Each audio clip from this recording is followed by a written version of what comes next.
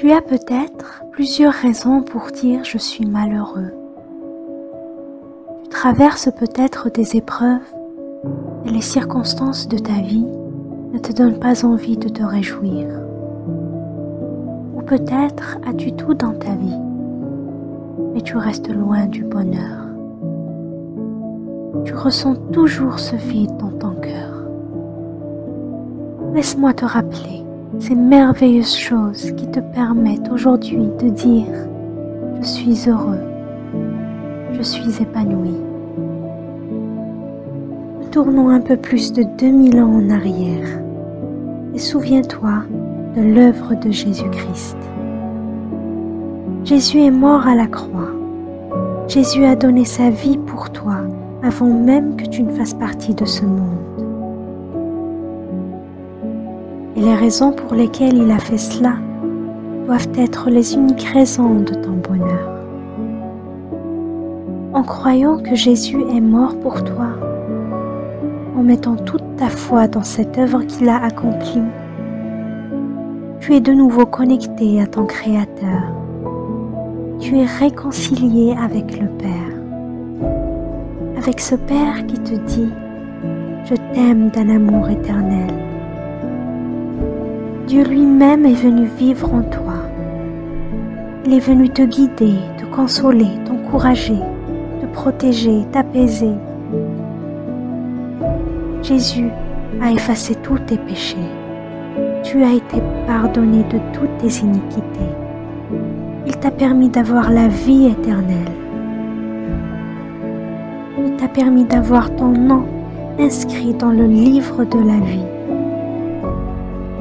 As-tu seulement conscience de ce que cela peut représenter? Pense au monde à venir, un monde sous le règne du Roi des Rois, le Seigneur des Seigneurs, un monde de paix, de justice, de joie, d'amour, de bonté, de santé, de prospérité. Nous pourrons voir notre Dieu, contempler sa splendeur jour et nuit. Dis-toi que tu feras partie de cela et que cela arrive bientôt. Prends courage, mets ton espérance en Dieu. Psaume chapitre 36, verset 10 nous dit « C'est chez toi qu'est la source de la vie, c'est ta lumière qui éclaire notre vie. Fais de lui la seule et unique source de ta joie, de ton bonheur, accroche-toi à lui. Prie et demande à Dieu de t'amener à cette dimension où ce n'est pas ce que tu as, ce que tu possèdes, ou la situation de ta vie qui te rend heureux. » Romains chapitre 14 au verset 17 dit « Car le royaume de Dieu n'est pas une affaire de nourriture et de boisson. Il consiste en la justice, la paix et la joie que donne le Saint-Esprit. » Prie et demande à Dieu que ce soit lui-même, ce qu'il est et ce que tu partages avec lui, l'intimité que tu as avec lui, l'amour qu'il te porte, que tout cela soit l'unique raison de ton bonheur. Psaume chapitre 34, verset 5. Je me suis adressé au Seigneur et il m'a répondu. Il m'a délivré de toutes mes craintes. Au verset 8. L'ange du Seigneur monte la garde autour des fidèles et les met hors de danger. Éprouvez et constatez combien le Seigneur est bon. Heureux l'homme qui a recours à lui. Vous qui appartenez au Seigneur, reconnaissez son autorité. Rien ne manque à ceux qui lui sont soumis. Mets toute ta joie en lui. Décide de demeurer ferme, de garder ton cœur dans la réjouissance à chaque instant de ta vie. Et tu commenceras à ressentir cette joie divine qui est en toi. Fais-la ressortir. Décide de mettre ta confiance en Dieu, ta joie en lui et de sourire.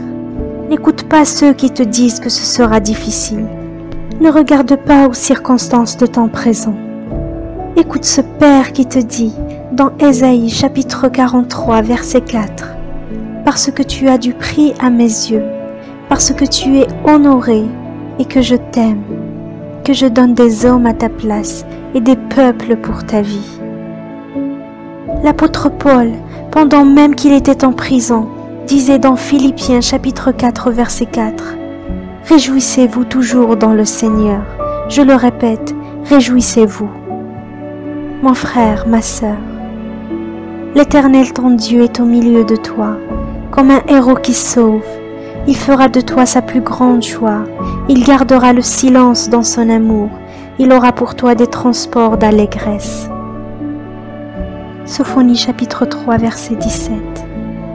Mon ami, prends courage, réjouis-toi et confie-toi en l'Éternel de tout ton cœur. Que Dieu te bénisse.